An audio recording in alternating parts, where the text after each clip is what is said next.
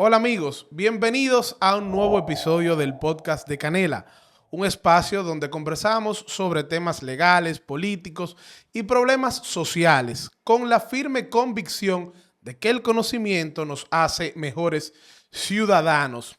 Miren, en esta ocasión, en el episodio de esta semana, yo quisiera conversar sobre aquellos aspectos que usted como emprendedor, como joven o adulto, digámoslo así, como usted prefiera, que quiere iniciar un negocio, aquellos aspectos que usted tiene que tomar en cuenta en materia laboral. Sobre todo si usted va a tener dentro de ese negocio empleados.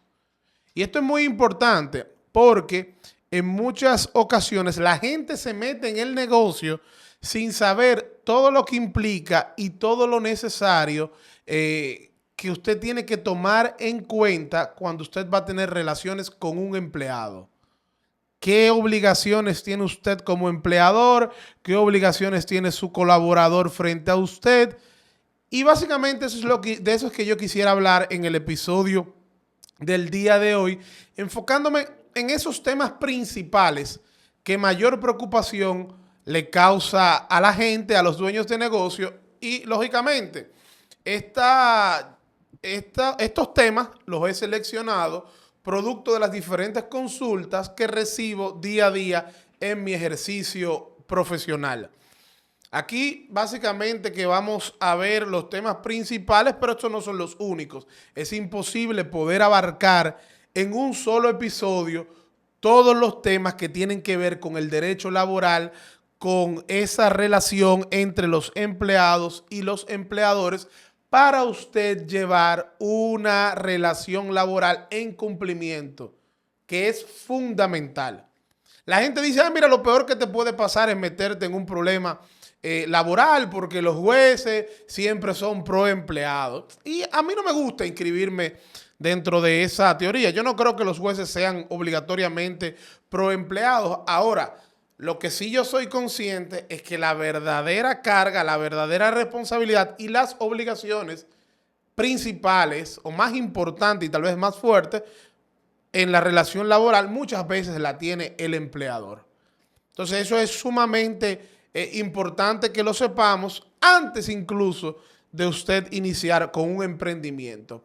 Miren, y lo primero que yo les voy a decir, desde que un empleado entre a su empresa, lo primero que usted tiene que hacer es inscribirlo en la tesorería de la Seguridad Social.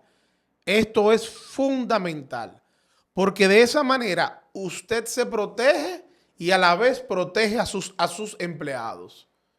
Se protege porque ante cualquier situación que sea de salud o de riesgo laboral o de un accidente laboral, mejor dicho, entonces ese empleado está protegido y va a recibir un seguro, dependiendo del tiempo que tenga en la empresa cuando suceda la situación, va a recibir también un subsidio del salario en el momento que esté de licencia.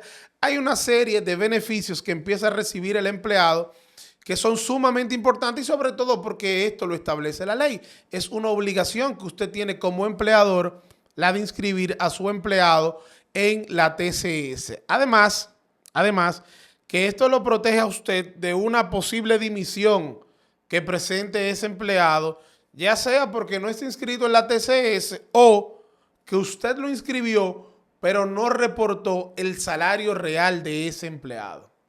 Entonces eso también es sumamente importante. No solamente cumpla con inscribirlo, sino que reporte el salario verdadero que gana ese empleado. Yo sé que en la República Dominicana se dan muchas cosas y entre ellas, entre las cosas que se dan, es que por nómina usted le tiene a un empleado tal salario, pero luego por la izquierda usted en efectivo le pasa un salario adicional. Yo les digo algo, esto yo no lo recomiendo para nada. Sobre todo no lo recomiendo si usted no va a transparentizar ese beneficio adicional que usted le da por la izquierda, como se dice popularmente, con la TCS.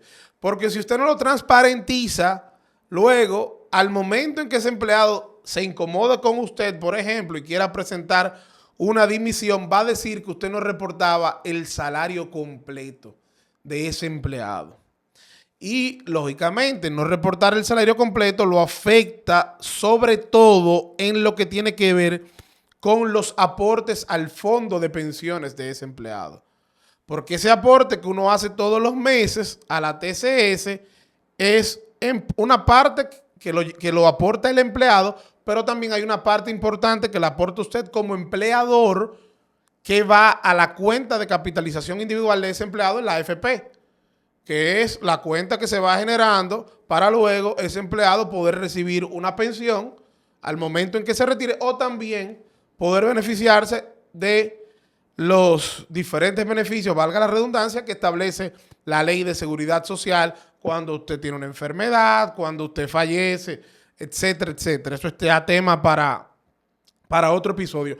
Pero eso es lo importante de estar inscrito en la TCS, porque pueden haber consecuencias negativas tanto para usted como empleador como para su empleado. Otro aspecto a tomar en cuenta es que junto con ese registro en la TCS tiene que venir el registro en el Ministerio de Trabajo, en la planilla de personal fijo de la empresa.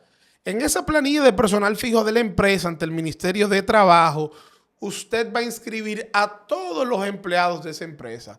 Y ahí usted va a colocar la posición que ocupan, la fecha de ingreso, también va a colocar el salario de ese empleado, las vacaciones de ese empleado, cuándo serán. O sea que y entre otros detalles que hay que aportar y que hay que llenar en esa planilla de personal fijo. El usted no registrar la planilla de personal fijo de su empresa trae como consecuencia incluso que si el Ministerio de Trabajo hace una inspección a través de uno de los inspectores que trabajan con el ministerio y verifican que usted no tiene su planilla de personal fijo, entonces a usted le pueden poner una multa por parte del Ministerio de Trabajo. Así que es sumamente importante TCS, Ministerio de Trabajo.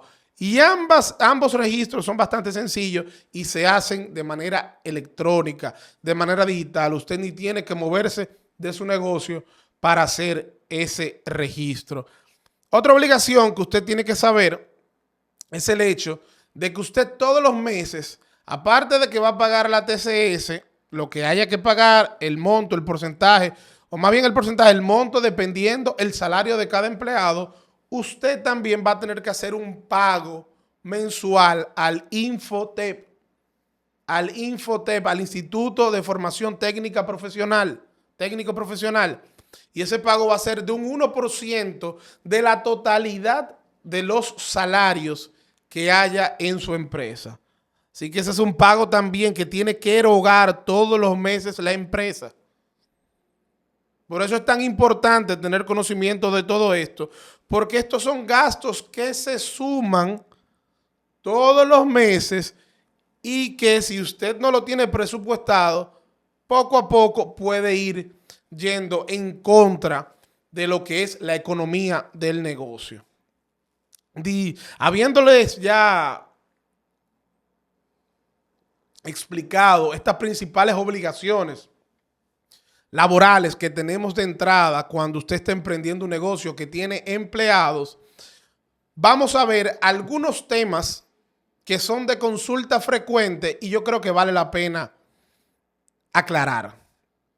Por ejemplo, el tema de la jornada laboral.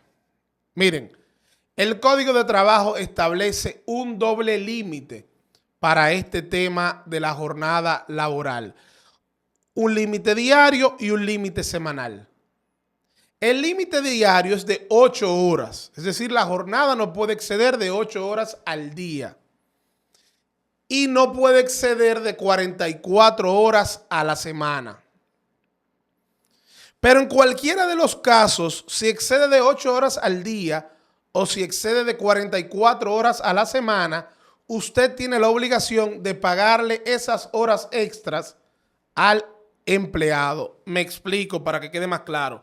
Suponte el caso de un empleado que trabajó 9 horas un día, pero que cuando sumamos todas las horas de la semana no llega a 44. Usted me dirá, Manuel, tengo que pagar hora extra. Sí, tiene que pagar horas extras porque es un doble límite. Está el límite diario y también está el límite semanal. O sea que usted tendrá que pagar esas horas extras. ¿Cuánto es el monto a pagar por horas extras? Bueno, de la hora 44 a la hora 68, usted va a pagar la hora con un valor de un 35% adicional. Un 35% adicional de la hora 44 a la hora 68. A partir de la hora 69 de esa semana, la gente que trabajó 69 o más horas en esa semana, cada hora se pagará con un aumento de un 100%. Entonces eso es importante tenerlo en cuenta porque el violentar esta regla también tiene consecuencias negativas de demandas, por ejemplo, en contra de su empresa o de su negocio, si es un emprendimiento pequeño y usted no está como una empresa constituida. Pero junto con esas horas extras y junto con esa jornada laboral, hay que hablar de las horas nocturnas. ¿Por qué? Porque hay negocios que empiezan en el día, pero todavía llega la noche y siguen abiertos. Ofrecen un servicio nocturno. ¿Qué se considera hora nocturna para el Código de Trabajo? Bueno, se considera hora nocturna toda jornada que comprenda entre las 9 de la noche y las 7 de la mañana. Entonces, cada hora que sea después de las 9 de la noche y antes de las 7 de la mañana, entre las 9 de la noche y 7 de la mañana, que ese empleado trabaje, se va a pagar con un 15% adicional. Con un 15% adicional. Pero si ese empleado trabajó 3 o más horas dentro de la jornada nocturna, dentro de la noche, entonces la jornada completa se va a pagar como si fuera nocturna. Se va a pagar con ese aumento de ese 15%. Ah, Manuel, pero mira, que son de los casos que frecuentan las consultas. Ah, Manuel, pero mira, que este es un empleado que trabajó una hora extra después de las 9 de la noche. Yo, bueno, usted tiene que pagar el 35% adicional de la hora extra y además el 15% adicional de la hora nocturna. O sea que esa hora extra, como fue extra y fue nocturna, se va a pagar con un 50% adicional. Esto yo creo que queda claro, pero como siempre yo les digo en estos episodios que hacemos, cualquier duda que usted tenga se comunica con nosotros por todas las vías que tenemos disponibles, que se las dejamos siempre aquí, redes sociales, donde nos pueden contactar y también aquí a través de esta plataforma por donde usted esté viendo o escuchando este episodio. Miren, no todos los trabajadores le aplica la parte de de las horas extras. Es decir, hay trabajadores que no entran dentro de las horas, que no entran dentro del régimen de aplicación de las horas extras, que son los trabajadores que actúan como representantes de la empresa o mandatarios de la empresa o del empleador. Ese señor tendrá su jornada, pero no le aplicarán horas extras. Aunque trabaje más de 8 horas diarias, no podrá reclamar horas extras. Tampoco aquellos colaboradores que desempeñan puestos de dirección o de inspección. Porque se supone que estos son colaboradores que tienen un nivel jerárquico superior, por tanto tienen beneficios superiores a la mayoría de los que están en las operaciones y por tanto no le corresponde y no le aplica el pago de horas extraordinarias. Entonces esto es muy importante tenerlo en cuenta. También quedan fuera de este ámbito de aplicación de las horas extraordinarias aquellos trabajadores de pequeños establecimientos rurales explotados por miembros de una misma familia o por una sola persona. El trabajo de campo, que es explotado por el sobrino, el hijo, y son todos miembros de una sola familia, tampoco le va a aplicar ese régimen de las horas extras. Hablando de horas extras, y de jornada laboral, que ya quedamos en el doble límite que existe de 8 horas diarias y 44 horas semanales, hay que decir también que existen una serie de labores que el Ministerio de Trabajo ha denominado como labores intermitentes. Esas labores intermitentes, que es un listado limitativo que está en una resolución del Ministerio de Trabajo, que usted la puede buscar perfectamente en internet, dice que aquellos que realicen, que desempeñen labores intermitentes, pueden trabajar hasta 10 horas al día. Y dentro de esos incluyen a camareros, a barberos, a personas que trabajan en expendio de combustible. Y ahí hay un listado de personas, un listado que es limitativo y que si usted lo va a aplicar, ese empleado tiene que estar obligatoriamente dentro de esa lista. Y yo le recomiendo que si usted tiene la duda de quiénes están dentro de esa lista, la busque. En internet les va a aparecer. Usted pone resolución, trabajadores intermitentes, pero es muy corta y es limitativo. Yo creo que esto es algo que en algún momento se podría revisar, porque ciertamente hay funciones que por la naturaleza del trabajo no implica un trabajo corrido, sino que hay intermitencia en la realización. Por ejemplo, les habla de camareros. Pero uno se pregunta, camareros de un restaurante, ¿me incluye al chef? Y el chef básicamente tendrá la misma intermitencia que el camarero. Porque si el camarero no tiene en ese momento clientes que atender, el chef tampoco tendrá comida que despachar. Entonces, yo creo que esto es una resolución que es del año 93, que debe ser revisada. Hablando de la jornada, para terminar esta parte, importante mencionar que también la ley te habla de un periodo de descanso semanal que hay que respetar. Ese periodo de descanso semanal es de 36 horas ininterrumpidas. Cada semana, todo trabajador tiene derecho a tener un periodo de descanso de 36 horas ininterrumpidas. Ese periodo se puede establecer libremente cualquier día de la semana.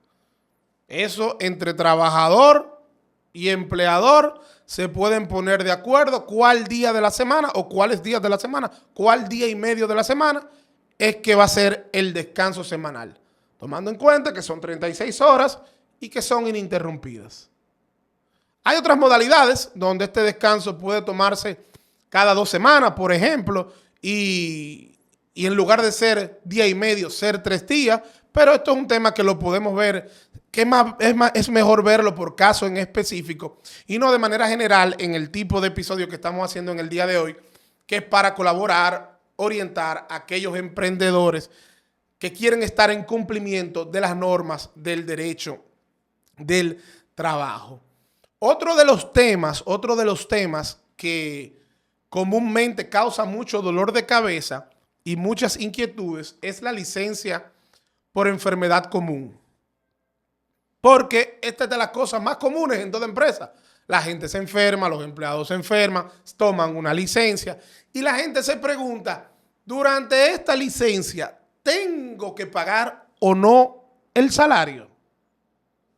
Y aquí va la respuesta.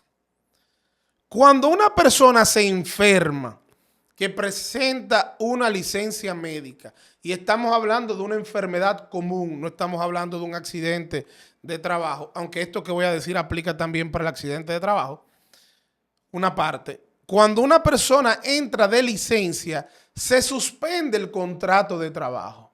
Cuando se suspende el contrato de trabajo, yo no tengo obligación de pagar el salario y el empleado no tiene obligación de prestar el servicio.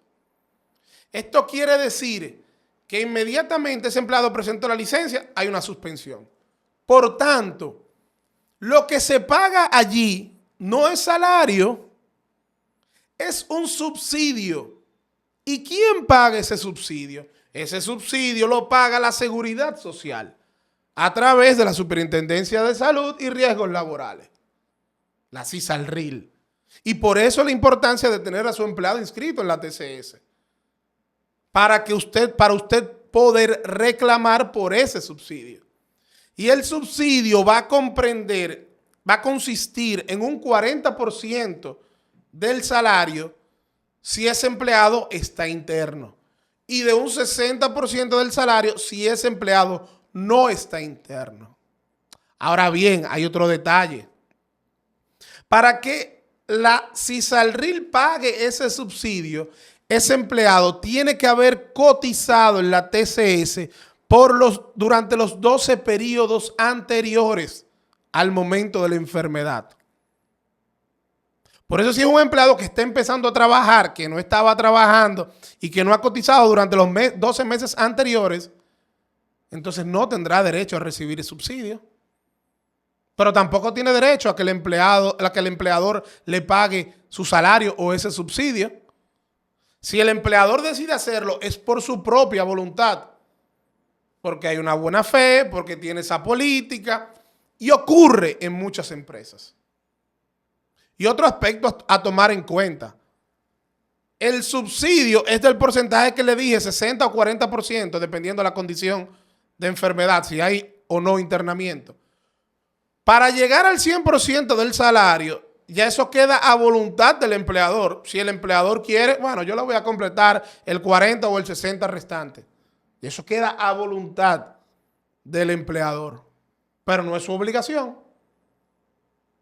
No es su obligación. Y otro tema: la Seguridad Social, la CISALRIL, no paga los primeros 3 días de enfermedad.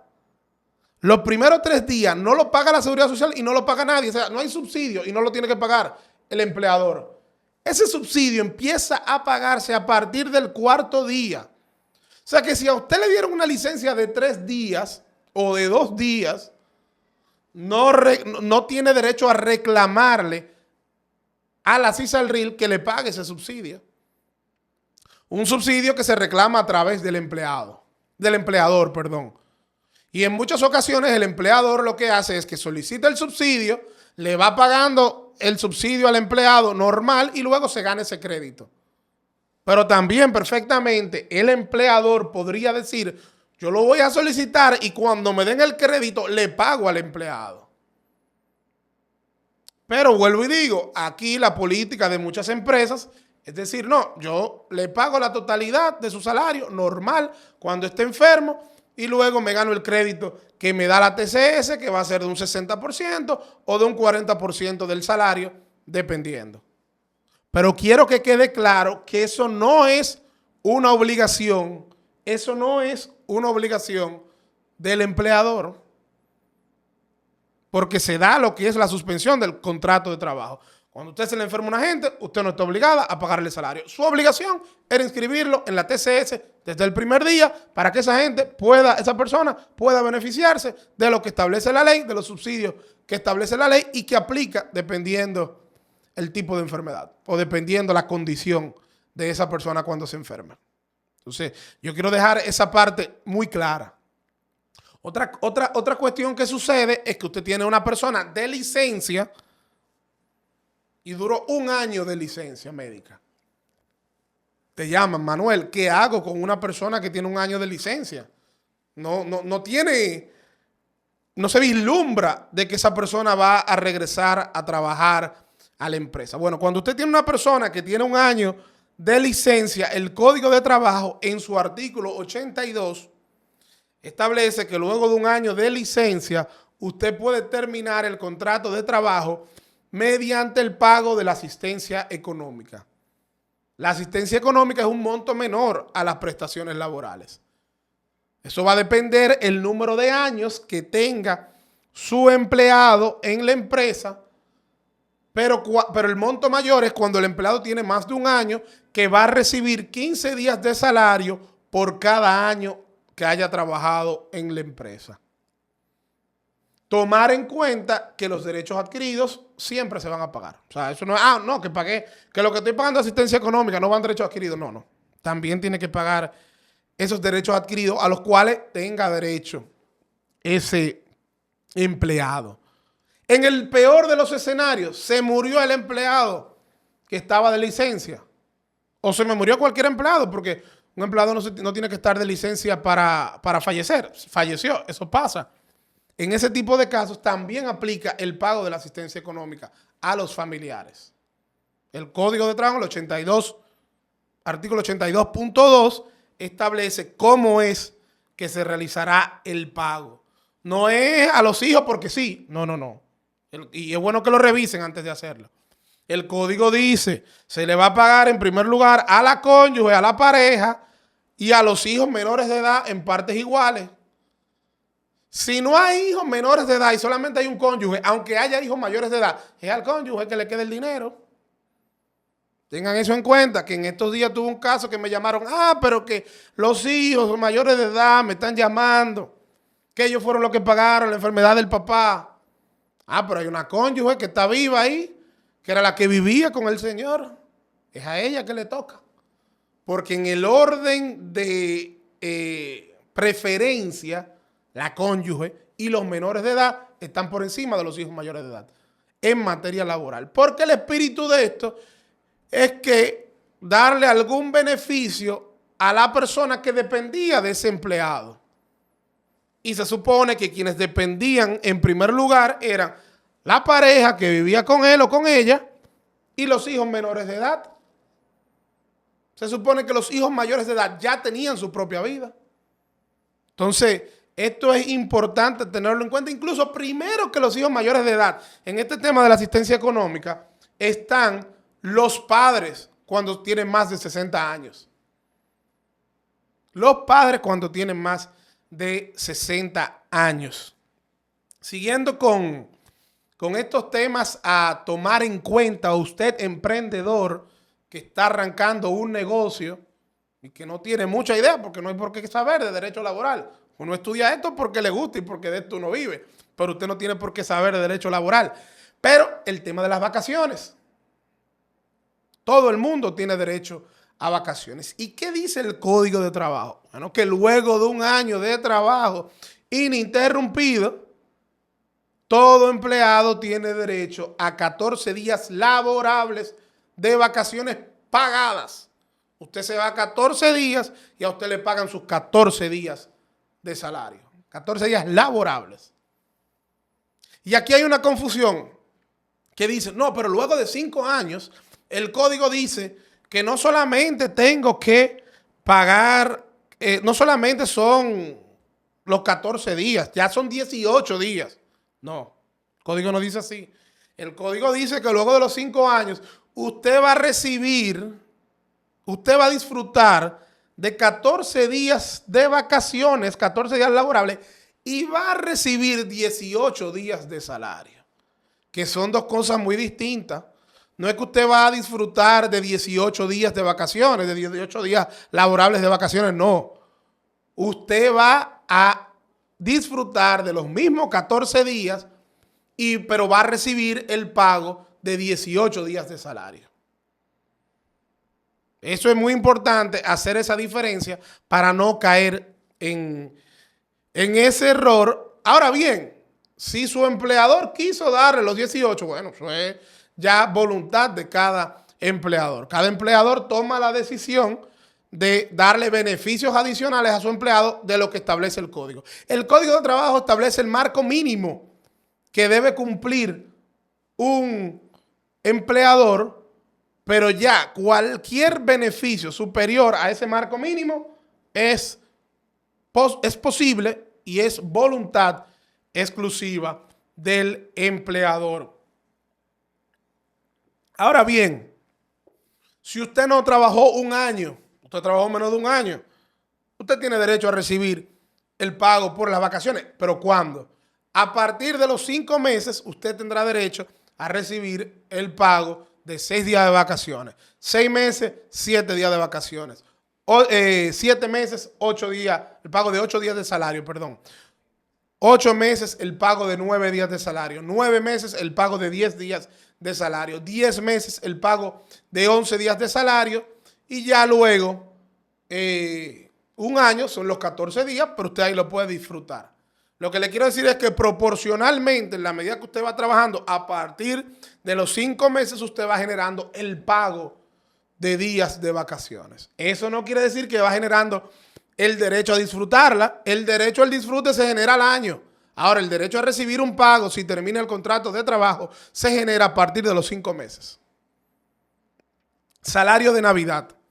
Este otro aspecto sumamente importante que usted debe manejar para no caer en confusión y hacer un pago incorrecto. Miren, el salario de Navidad de manera técnica es la 12ª parte de los salarios recibidos en un año calendario. De manera simple, de manera llana, usted va a sumar todos los salarios recibidos por ese empleado de enero a diciembre y lo va a dividir entre 12 y eso es lo que le toca de salario de Navidad. Eso es lo que le toca. Por eso, si un empleado entró a mediados de año, lo que le va a tocar es una proporción. Por eso, si un empleado arrancó ganando en enero 20,000 pesos, pero en junio se lo subieron a 30, no va a recibir 30 de salario de Navidad. No, va a recibir lo que dé, la proporción que dé de haber sumado todos los salarios. Una parte fue 20, otra parte fue 30, y lo que dé dividiendo eso entre 12, eso es lo que le corresponde de salario de Navidad.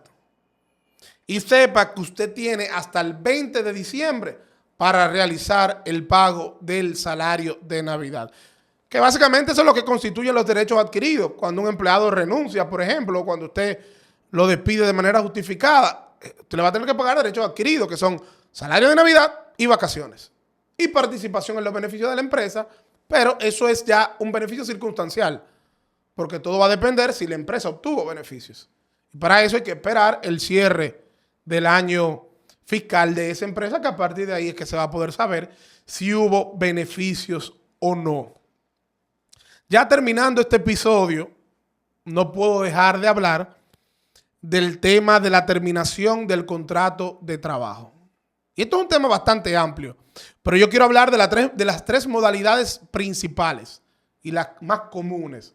Está el desahucio, está el despido y está la dimisión. El desahucio es la terminación unilateral del contrato de trabajo por la voluntad del empleador o del empleado. Vamos a aplatanarle esto. Eso es terminar el contrato de trabajo porque usted como empleado quiso terminarlo o porque el empleador quiso terminarlo. Cuando lo termina el empleador es lo que comúnmente se llama cancelación. Me cancelaron. Y ahí es cuando aplica el pago de prestaciones laborales. El pago de prestaciones laborales, que son el preaviso y la cesantía. Y esto es un cálculo que se hace de días de salario. En el caso del preaviso, un monto fijo, que es después de un año, 28 días de salario. Eso es lo máximo que se va a pagar de preaviso. En el caso de la cesantía, se va acumulando en el tiempo. Hasta 23 días de salario cuando el empleado tuvo 5 años o más. Pero 23 días de salario por cada año. O sea que si es un empleado que tiene 10 años en la empresa, usted va a multiplicar 23 por 10, que da 230, y usted le debe de cesantía solamente 230 días de salario. Y eso va acumulándose en el tiempo. Y esa es una de las grandes discusiones que se tienen actualmente, ahora que se habla de reforma al Código de Trabajo, porque cualquier cesantía a una empresa no muy sólida, o a una empresa incluso sólida, pero que no sea una gran empresa, puede hacerle un daño bastante fuerte. Ahora, cuando el desahucio es usted como empleado que me dice, mira Manuel, yo no quiero seguir trabajando contigo, es lo que comúnmente le llaman como renuncia. En ese caso no se pagan prestaciones laborales, solamente se pagan derechos adquiridos, que se pagan en todos los casos, también en la cancelación, como les decía, en el desahucio ejercido por el empleador. Derechos adquiridos, que ya les decía, derechos adquiridos, salario de Navidad, la proporción que corresponda, vacaciones, los días que tenga derecho, y el beneficio eventual, que es la participación en los beneficios de la empresa, que todo va a depender si esa empresa obtuvo beneficios. Otra forma de terminar el contrato de trabajo es el despido. Pero el despido tiene una característica distinta, porque el despido es la terminación del contrato de trabajo por la voluntad del empleador por una falta cometida por el empleado. El empleado cometió una falta, no, este empleado no puede seguir trabajando aquí, definitivamente lo voy a despedir. Pero esas faltas tienen que ser de las faltas que se encuentran tipificadas, que se encuentran descritas en el Código de Trabajo, en el artículo 88, y usted tiene que tener las pruebas de esa falta. De esas que están ahí, incluso el Código de Trabajo no lo deja de manera limitativa, porque en el numeral 19, tiene 19 numerales, 19 ordinales, mejor dicho, ese artículo 88, te dice que cualquier obligación, cualquier violación a una obligación esencial del contrato de trabajo, y con eso te amplía, no te limita a solo esas 18 anteriores. Pero lo más importante y lo fundamental, es que usted tenga la prueba para demostrar esa falta. Porque cuando usted vaya a un tribunal, la carga de la prueba la tendrá usted como empleador. La obligación, el empleado solamente tendrá que decir, ese despido es injustificado. No tiene que decir más nada. Es injustificado. Yo no robé, por ejemplo. Y usted como empleador demandado tendrá que decir, sí, él robó. Mira aquí la prueba. Él manejaba este dinero. Cuando hicimos el cuadre de la caja chica faltaban 15,000 pesos. Mira aquí la auditoría que hizo el departamento correspondiente. Aquí trajimos a este testigo para que declare. Tiene libertad probatoria para demostrar que esa falta sí se cometió. Y eso es sumamente importante. Porque un despido injustificado tiene una serie de consecuencias como son el pago de las prestaciones laborales, el pago de una indemnización de meses de salario, de hasta 6 meses de salario, entre otras cosas, dependiendo el caso. Pero cuando el despido se ejerce, el empleador solamente tiene que pagar derechos adquiridos. Y por eso es que estos son los casos más comunes de demanda. Porque como yo terminé como empleador el contrato de trabajo y solamente pagué derechos adquiridos, todo empleado grita y dice, pero Michelito, porque aquí tenemos la falsa concepción de que las prestaciones laborales son un certificado financiero que cada quien tiene en la empresa. Y eso no es así. Las prestaciones laborales son un derecho eventual que surge ante determinadas circunstancias. Pero cuando hay un despido, ese derecho eventual no surge, no se verifica, porque hubo una falta. Hubo una falta. Finalmente está el caso de la dimisión, que digamos que es lo contrario al despido. En el despido es el empleador que termina el contrato de trabajo porque el empleado cometió una falta. En la dimisión es al revés. El empleado termina el contrato de trabajo porque el empleador, porque el dueño del negocio cometió una falta. Y hay un listado que establece el artículo 97 del Código de Trabajo, también de las diferentes faltas que puede cometer el empleador que permiten que el empleado ejerza una dimisión.